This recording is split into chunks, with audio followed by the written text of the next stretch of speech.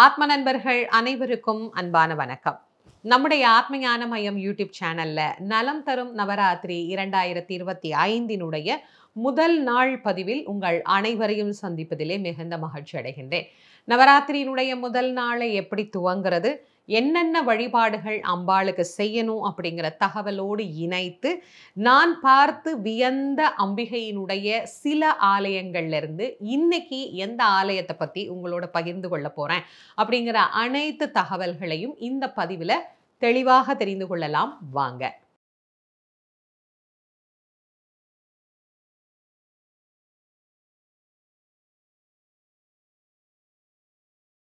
நவராத்திரியை எப்படி கொண்டாடணும், கொலு எப்படி வைக்கணும், அகண்ட தீபம் எப்படி ஏற்றணும், திருவுருவ படம் வச்சு எப்படி வழிபாடு பண்ணணும், கலசம் தீர்மானம் பண்ணி எப்படி வழிபாடு பண்ணணும் அப்படிங்கிற அனைத்து தகவல்களுக்கும் நான் ஒரு தனி பதிவு கொடுத்துருக்கேன்.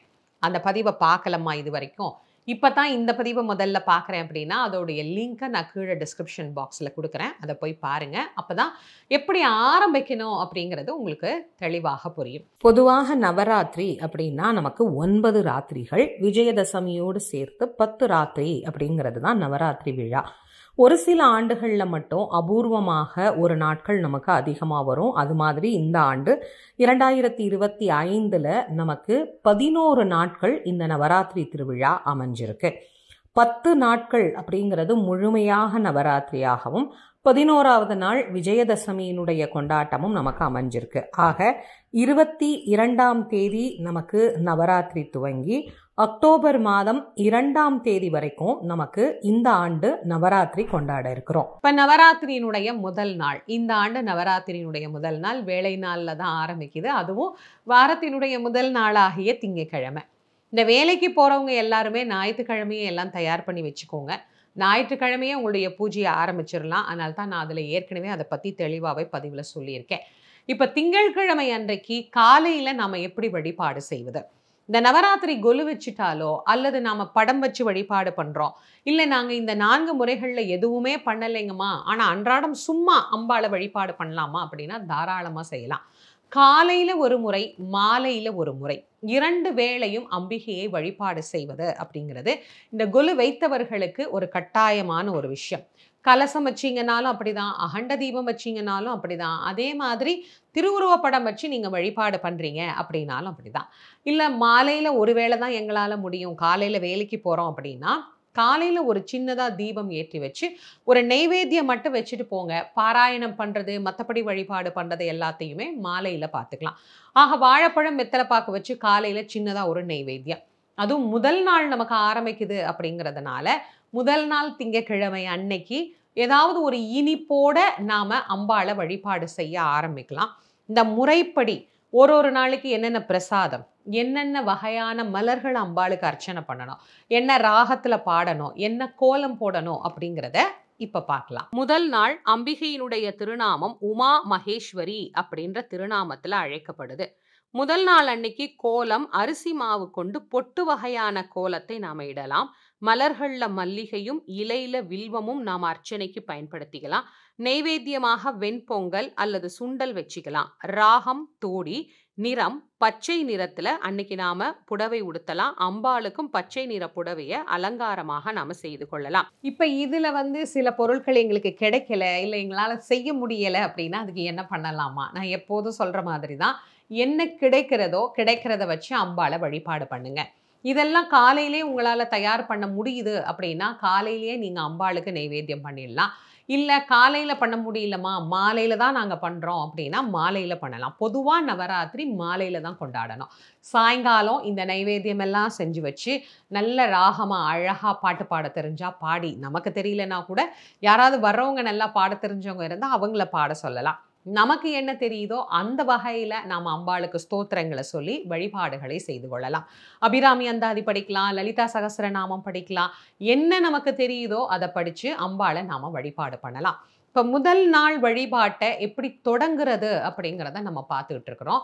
இதில் முதல் நாள் வழிபாட்டுக்கான நேரம் என்ன அப்படிங்கிறத ஏற்கனவே நான் பழைய பதிவில் சொல்லியிருந்தாலும் இந்த பதிவில் நேரத்தை மட்டும் திரும்ப ஒரு முறை நான் உங்களுக்கு ஞாபகப்படுத்துகிறேன். 22/9/2025 காலை 6 மணியிலிருந்து 7:20க்குள்ளே நாம் தொடங்கலாம்.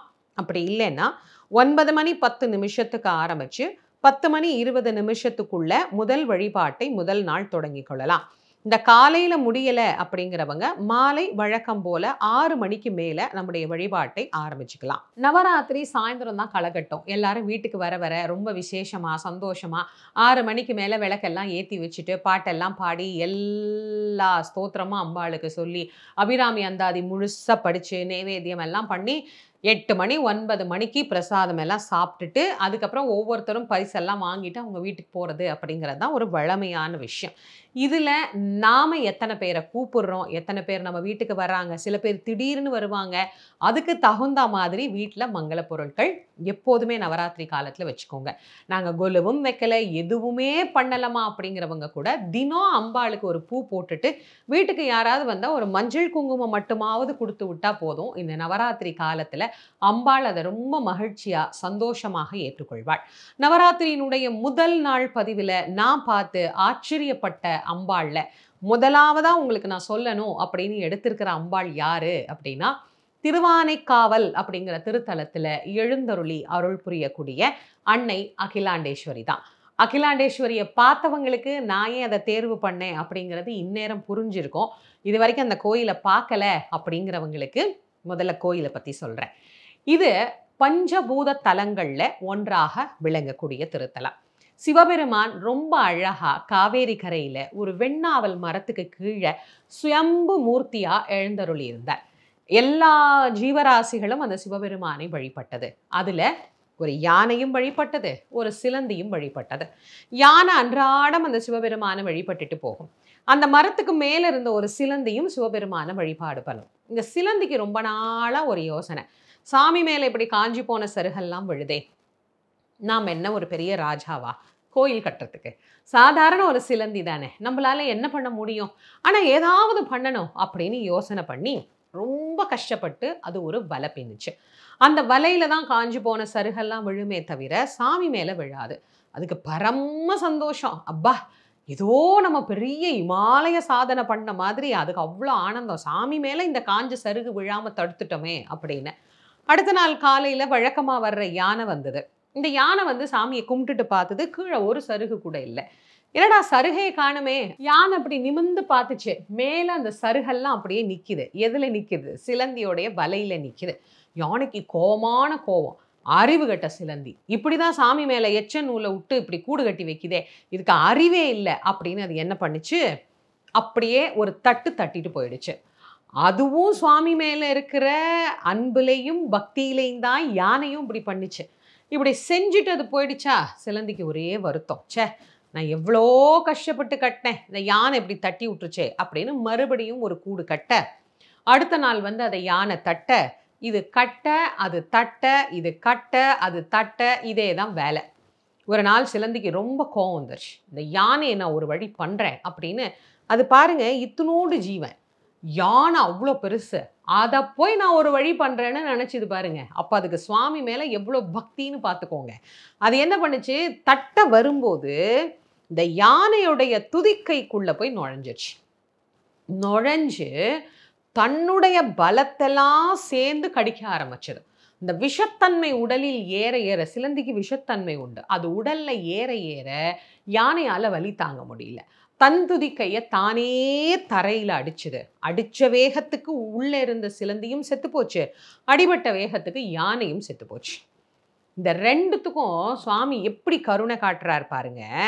இந்த சிலந்தி வாயில் இருந்து வந்த எச்சல் நூலால இப்படி கூடு கட்டுச்சு இல்லையா, எனக்கு ஒரு கோயில் கட்டணும்னு நீ ஆசைப்பட்டல்ல, அதனால சக்கரவர்த்திகளில் ஒருவனாக பிறக்க கடவுதுன்னு கோச்சங்க சோழ சக்கரவர்த்தியாக அந்த சிலந்திய சுவாமி பிறக்க செய்கின்றார். அவர் எத்தனை கோயில் கட்டினார்? 70 சிவ ஆலய திருப்பணிகளை அவர் செய்தார். மாடக்கோயில் அமைப்புல அவ்வளோ அழகா அத்தனை ஆலயங்களை அவர் கட்டினார். கோச்சங்க சோழ சக்கரவர்த்தி. அவர் என்னவா இருந்தாரு? சிலந்தி பூச்சியா இருந்தார். நீங்க யோசிச்சு பாருங்க, ஒரு சாதாரணமான சிலந்தி அது இறைவனுக்கு ஒரு தொண்டு பண்ணணும்னு நினைச்சதுக்கே இறைவன் அந்த சிலந்திக்கு அப்படி ஒரு ஆசீர்வாதத்தை கொடுத்தார். அப்ப நாம இறைவனுக்கு செய்யணும்னு முதல்ல நினைக்கணும்ல. என்கிட்ட இல்லை, நான் எதுக்கு செய்யணும் அப்படிலாம் யோசிக்கக்கூடாது. செய்யணுங்கிற எண்ணம் இருந்தா அதற்கான வழி தானாக பிறக்கும். இதுதான் உண்மை.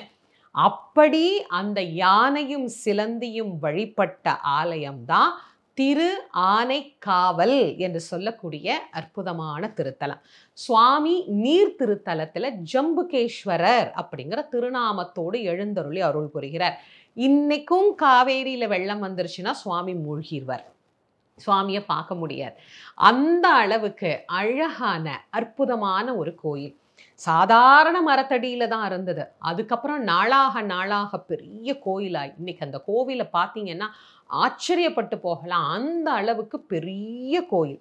அந்த இடத்துல அம்பாளுக்கு பேர் என்ன அப்படின்னா அகிலாண்டேஸ்வரி அப்படின்னு பேர். அவள் தான் அகிலத்துக்கே நாயகி. அகிலம், அதுக்கு மேல என்ன வேணும்?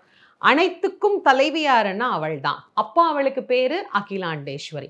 அந்த அகிலாண்டேஸ்வரி எப்படி இருப்பா நீங்க யோசிச்சு பாருங்க. அகிலம் எவ்வளோ பெருசு, அப்ப அதுக்கு தலைவி எப்படி இருக்கணும்? சின்னதா இப்படியா இருப்பா? இல்ல. அகிலம் மாதிரி அம்பாள் ஆஜானுபானுவான ஒரு ரூபம் அம்பிகையினுடைய ரூபம். அந்த அம்பாள் ஒரு காலத்துல ரொம்ப உக்கிரமாக இருக்கின்றாள். ரொம்ப உக்கிரமாக இருக்கிற அந்த அம்பிகையினுடைய உக்கிரத்தை தணிக்கணும் அப்படிங்கிறதுக்காக ஆதிசங்கரர் தலங்கள் தோறும் சென்று அம்பிகைக்கு ஸ்ரீசக்கரம் பிரதிஷ்டை பண்ணிட்டு வர்றார். அப்ப இந்த திருத்தலத்துக்கு வருகிற போது நீண்ட காலம் காத்து கொண்டு இருக்கிறார். ஏன்னா இது நீர் திருத்தலம் ஆயிட்டா, தண்ணி வடியணும், அதுக்கப்புறம் தான் அதை பிரதிஷ்டை பண்ண முடியும். இதுல நிறைய சிக்கல்கள் இருக்கு. அவரால் அங்க பிரதிஷ்டை பண்ணவே முடியல. ஆனா ஒரு கட்டத்துல அம்பாள் அவருக்கு அறிவுறுத்தி அதை என்ன பண்றாரு, அந்த ஸ்ரீசக்கரங்களை தாடகங்களா மாத்திடுறார். அம்பிகையினுடைய 2 செவிகளிலேயும் அந்த தாடகங்களாக அதை பதித்து விடுகின்றார். அம்பாளுடைய உக்கிரமெல்லாம் தணிஞ்சிருச்சு. அம்பாள் அப்படியே அழகே உருவா சாந்த ஸ்வரூபினியா மாறிட்டா அகிலாண்டேஸ்வரி. அந்த அகிலாண்டேஸ்வரியை பார்த்து மெய் மறந்து அப்படியே உள்ளம் உருக ஆதிசங்கரர் வழிபாடு பண்ணிட்டு, அம்மா இப்ப மாதிரியே எப்போதும் நீ எழுந்தருளி வர்றவங்களுக்கெல்லாம் உன்னுடைய அனுகிரகத்தை கொடுக்கணும் அப்படின்னு பிரார்த்தனை பண்ணிட்டு போனார். அன்னையிலிருந்து அந்த அம்பாள் அத்தனை அழகா நமக்கு காட்சி தர்றார். இன்னைக்கும் நீங்க அகிலாண்டேஸ்வரிய முதல் முறையா பார்க்க போறீங்க அப்படின்னா மனசுக்குள்ள இந்த அம்பாள் எப்படி இருப்பா அப்படின்னு யோசனை பண்ணிக்கிட்டு அம்பாளை இப்படி பார்க்கக்கூடாது, இப்படி பார்க்கணும். அம்பாள் அவ்வளவு உயரமான அம்பாள், ஆஜானுபானுவான ஒரு ரூபம். முதல்ல அவள் அப்படி திறந்து அப்படி பார்த்த உடனே மனசுக்குள்ள அப்படி பகீர்னு தோணும். ஏன்னா இப்படி ஒரு அம்பாளா, இவ்வளோ ஒரு அழகா, இத்தனை ஒரு சாநித்தியமா அப்படின்னு யோசிக்கிற அளவுக்கு அவ்வளவு அழகான ஒரு அம்பிகை அகிலாண்டேஸ்வரி. பார்த்தவங்களுக்கு நான் சொல்லும் போது ஆமாம்மா சரிதான் அப்படின்னு தோணும். பார்க்காம புதுசா கேட்குறவங்களுக்கு அப்படியே உள்ள தோணும், இப்படி கூட ஒரு அம்பாள் இருப்பாளா அப்படின்னு. உடனே வாய்ப்பு இருந்தா கிளம்பி போய் நவராத்திரியில ஒரு நாள் திருவானைக்காவல்ல அகிலாண்டேஸ்வரியை பார்த்துட்டு வாங்க. நான் சொன்னது 100க்கு 100 உண்மை அப்படிங்கிறது நீங்களே ஒத்துக்குவீங்க. பார்த்தவங்க நீங்க முதல்ல பார்க்கும்போது அம்பாள் எப்படி தோணுனா அப்படிங்கிறத கமெண்ட்ஸ்ல எனக்கு சொல்லுங்க, நான் படிச்சு பார்த்து தெரிஞ்சுக்கிறேன். இந்த அம்பாள் கோவில்ல ஒரு அதிசயம் உண்டுங்க. என்ன அதிசயம் அப்படின்னா, இப்ப எல்லா கோவில்கள்லையுமே இறைவனுக்கு பூஜை செய்யக்கூடியவரோ அம்பாளுக்கு பூஜை செய்யக்கூடியவரோ தன்னுடைய சுய ரூபத்துல தான் இருந்து வழிபாடு செய்யக்கூடிய முறை அப்படிங்கிறது உண்டு. நான் இந்த கோவில்ல என்ன தெரியுமா, இறைவி அம்பாளை பூஜை செய்கின்றார்.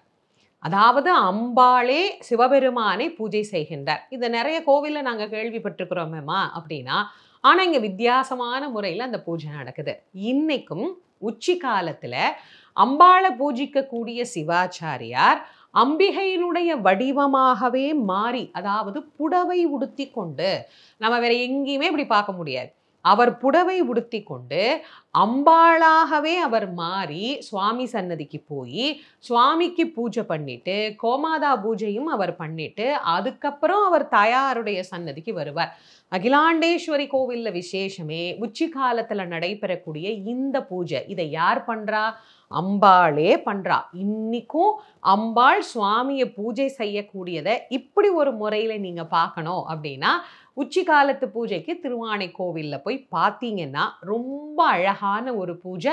பார்த்தா அத்தனை கோடி புண்ணியம் கிடைக்கக்கூடிய ஒரு அழகான பூஜை. இன்னைக்கும் அகிலாண்டேஸ்வரி இறைவனை இத்தனை அழகாக இந்த திருத்தலத்துல வழிபாடு செய்கிறாள். இந்த திருத்தலம் 51 சக்தி பீடத்துல ஒன்றாகவும் நமக்கு விளங்கக்கூடிய திருத்தலம். இந்த கோவில்ல ஒரு அழகும் ஒரு சிறப்பும் அம்பாள்கிட்ட இருக்கு. அது என்னன்னு நீங்க தெரிஞ்சுக்கோங்க. காலையில இந்த அம்பாளை பார்த்தா லக்ஷ்மியாக இவள் காட்சி தருவாள். மதியம் இந்த அம்பாளை பார்த்தா பார்வதி ரூபமாக இவள் இருப்பாளாம். மாலையில இந்த அம்பிகையை தரிசனம் பண்ணினா அப்படியே சாக்ஷாத் சரஸ்வதியினுடைய ரூபமாகவே இந்த அம்பாள் காட்சி தருவாளாம். நவராத்திரி யாருக்கு கொண்டாடுறோம்? 3 தேவியருக்கும் தானே. 3 தேவியரும் சேர்ந்த மாதிரி ஒரு ரூபம் தான் அகிலாண்டேஸ்வரி. அதனாலதான் முதல் நாளாகிய இன்றைய தினம் அகிலாண்டேஸ்வரியை பத்தி உங்களோட நான் பகிர்ந்து கொண்டேன். அகிலாண்டேஸ்வரி சொல்லிக்கிட்டே இருக்கலாம். அவ்வளவு அற்புதங்களை நிகழ்த்தக்கூடியவள். தன்னை நாடி வரக்கூடிய பக்தர்களுக்கு வேண்டும் வரங்களை வாரி வாரி வழங்கக்கூடிய அன்னை. அவளுடைய மலர்ந்த முகத்தையும் அந்த மந்தஹாச புன்னகைன்னு சொல்லுவாங்க இல்லையா, அது அப்படியே பார்க்க அவ்வளோ ஒரு ஆனந்தம், அற்புதமான மனதில் ஒரு நிம்மதி, இது அனைத்துமே அந்த அன்னையினுடைய சன்னதியில கண்டிப்பா கிடைக்கும். வாய்ப்பு இருக்கிறவங்க கண்டிப்பா அம்பாளை ஒரு முறை நேரடியா போய் தரிசனம் பண்ணி இந்த அனுபவத்தை நீங்களும் பெற்று மகிழலாம். இந்த பதிவை உங்களுடைய நண்பர்கள், உற்றார் உறவினர்களோட பகிர்ந்து கொள்ளுங்க. நம்முடைய ஆத்மஞான மையம் யூடியூப் சேனலை இது வரைக்கும் நீங்க சப்ஸ்கிரைப் பண்ணலைன்னா பண்ணிக்கோங்க. மீண்டும் நாளைய நவராத்திரி சிறப்பு பதிவில் உங்கள் அனைவரையும் சந்திக்கும் வரை உங்கள் அனைவருக்கும் நன்றியும் வணக்கமும் கூறி விடைபெறுவது திருமுருக வள்ளல் வாரியார் சுவாமிகளின் மாணவி தேசமங்கையர்க்கரசி. நன்றி, வணக்கம்.